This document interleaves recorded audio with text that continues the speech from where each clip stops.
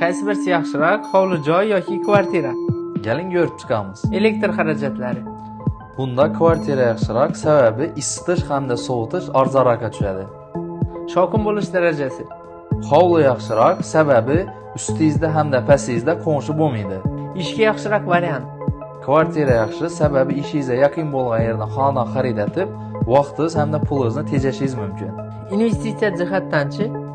Kvartira yaxshiroq, sababi shahardagi kvartiralar narxi tez oshadi va tez sotiladi. Qulaylik. Yaxshi qurilgan bo'lsa, ikkalasi ham qulay bo'ladi. Chiroyli manzara. Kvartira yaxshi, sababi yuqori qavatlardan shaharimiz chiroyli ko'rinadi. Ayniqsa, bir tarafi shahar, bir tarafi suv bo'yi bo'lsa. Rasulbek aka, shunda qaysi birisi yaxshiroq? Keling bu savolni obunachilarimiz o'zlari o'z fikrlarini kommentariyada yozib qoldirsinlar. Xo'sh, siz uchun qaysi biri qulay? Hovli joy yoki kvartira? Kommentariyada o'z fikringizni yozib qoldirib, bizning Voha profiliga obuna bo'lishni unutmang.